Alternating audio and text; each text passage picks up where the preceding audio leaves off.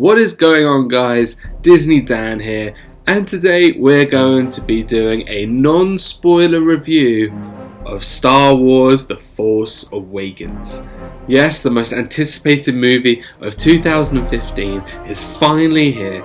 Star Wars fans have been waiting 10 years to see this movie after, let's be honest, the disappointing prequels.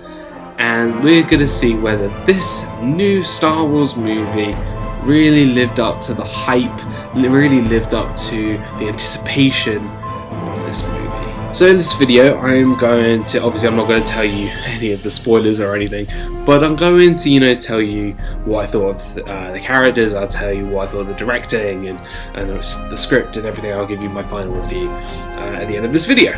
Daisy Ridley's character, Rey, really stole the show of this movie. She did a fantastic performance in this movie, and I was blown away by the storytelling of her character, the journey that we must take with her across the galaxy. Her character was just such a joy to watch, and her partnership with BB-8, the new droid, and Han and Chewie, fantastic, and her relationship with John Boyega's character Finn was really something special. Those two characters together, Rey and Finn, felt like Han and Leia. Which brings me on to Finn, played by John Boyega. Again, it was he portrayed this character so well that he's trying to show that he is kind of lost. He's not really sure what he's doing.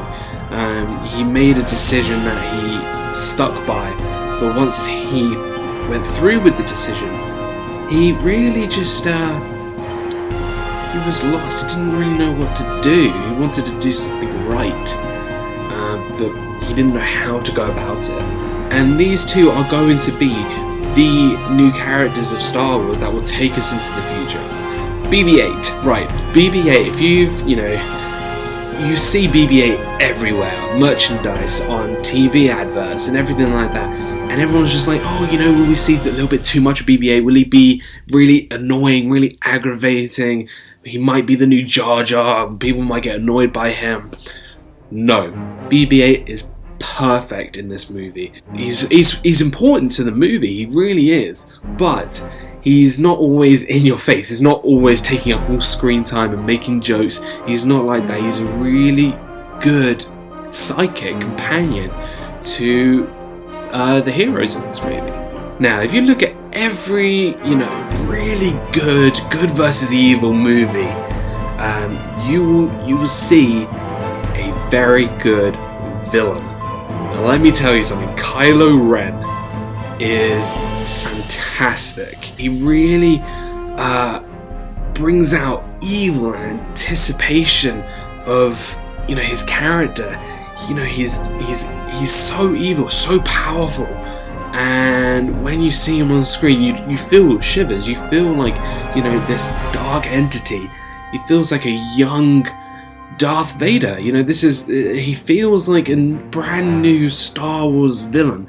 And if you look back at most Star Wars villains, like Darth Vader, Darth Sidious, Darth Maul, they're all really cool villains. They're iconic. And let me tell you something, Kylo Ren is no different. Let me tell you something, I'm so excited to see more of Kylo Ren. He is probably my favourite character in this movie. And you will love him because he's such a good villain. Han Solo. Now, Han Solo in this movie is exactly what we expected from him, and he still is with Chewbacca, and their chemistry, it's just like the old days. It's fantastic having Han and Chewie together. And Han Solo is fantastic. I really did enjoy watching Harrison Ford really picking up where he left off, and I just felt that he was just fantastic in this movie. Chewbacca, I love Chewbacca in this movie. I think Chewie in this movie has really elevated his status in the Star Wars universe. We really got to see a little more from Chewie, a little bit more of the character of Chewbacca, which is really good, because in the other movies you do get what Chewbacca's all about, but here you really do see connections between Chewbacca and other characters, which I feel is amazing. I really loved Chewbacca in this movie as well. So Princess Leia, or General Leia now, because she's the General of the Resistance. And her interaction with Han is, you know, it's just like old times, and I really enjoyed that. Right, now the big question. Luke. Where's Luke? Okay, I'm going to put this very straightforward. Luke is in the movie. That's it, I'm not telling you anything else. Now, what I found really interesting about this Star Wars movie is the humour. The humour of this movie. It was surprisingly really funny. I've never laughed so much in a Star Wars movie. Not laughing at it, but the jokes that they played were really, really good, and they were really clever. But the little jokes, the little one-liners that they have is great. It really puts a smile on your face, and you want more. I felt that J.J. Abrams has really put Star Wars in a really good place right now. And I just love this movie. There are flaws in this movie, but let's be honest, every movie has flaws. This movie isn't a perfect movie, by all means. 10 times better. 10 times better than the prequels, and maybe better than Return of the Jedi? I don't know. I would say, you know, it really felt like Star Wars was back. Star Wars is here. I just want to say, like, thank you, J.J. Abrams, for, you know, creating a Star Wars movie that I'm really excited for. Really excited to watch it again. Really excited to see what happens next. Everything was so good.